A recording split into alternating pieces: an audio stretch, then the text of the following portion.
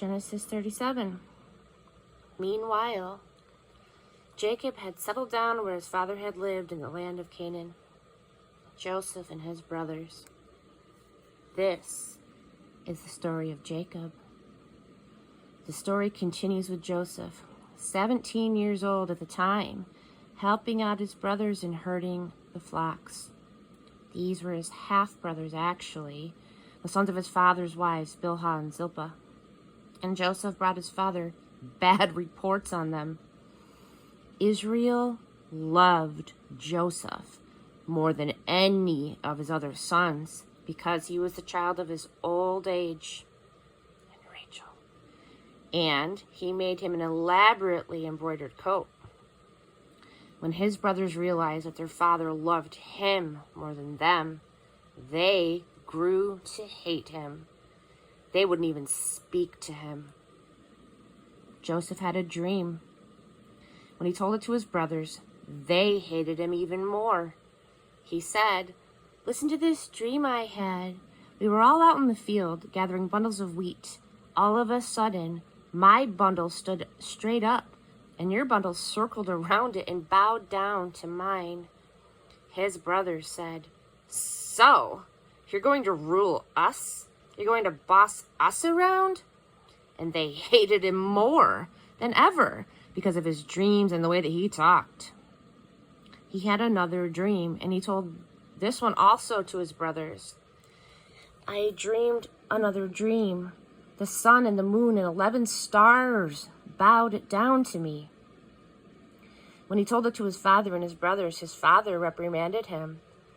"What's with all this dreaming? Am I and your mother and brothers all supposed to bow down to you?" Now his brothers were really jealous, but his father brooded over the whole business. His brothers had gone off to Shechem, where they were pasturing their father's flocks. Israel said to Joseph, "Your brothers are with flocks in Shechem. Come, I want to send you to them." Joseph said, "I'm ready." He said, "Go and see how your brothers and the flocks are doing and bring me back a report." He sent him off from the valley of Hebron to Shechem. A man met him as he was wandering through the fields and asked him, "What are you looking for?" "I'm trying to find my brothers. Do you have any idea where they're grazing their flocks?" The man said, "Well, they've left here, but I overheard them say, 'Let's go to Dothan.'" So Joseph took off. He tracked his brothers down, and he found them in Dothan. They spotted him off in the distance. By the time he got to them, they had cooked up a plot to kill him. The brothers were saying, "Here comes that dreamer. Let's kill him and throw him into one of those old cisterns. Then we can say a vicious animal ate him up. We'll see what his dreams amount to." Reuben heard the brothers talking and intervened to save him. "We're not going to kill him. No murder. Go ahead and throw him in the cistern out here in the wild, but don't hurt him." Reuben planned to go back later and get him out and then take him back to his father. When Joseph reached his brothers, they ripped off the fancy coat that he was wearing. They grabbed him and they threw him into a cistern. The cistern was dry. There wasn't any water in it. Then they sat down to eat their supper. Looking up, they saw a caravan of Ishmaelites on their way from Gilead, their camels loaded with spices, ointments, and perfumes to sell in Egypt. Judah said, "Brothers, what are we going to get out of killing our brother and concealing the evidence? Let's sell him to the Ishmaelites, but let's not kill him. He is, after all, our brother, our own flesh and blood." His brothers agreed.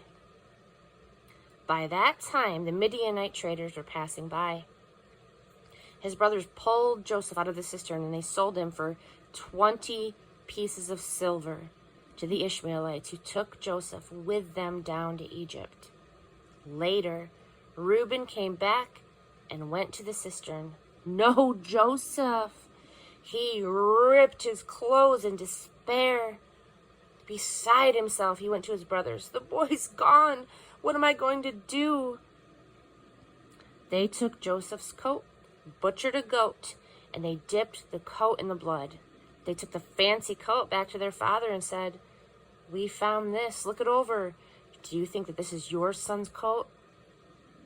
He recognized it at once. "My son's coat! A wild animal has eaten him," Joseph torn from limb to limb. Jacob tore his clothes in grief. He dressed in rough burlap, and he mourned his son a long, long time. His sons and daughters tried to comfort him, but he refused those comforts. "I will go to the grave mourning my son." Oh, how his father wept for him. In Egypt, the Midianites sold Joseph to Potiphar, one of Pharaoh's officials, manager of his household affairs.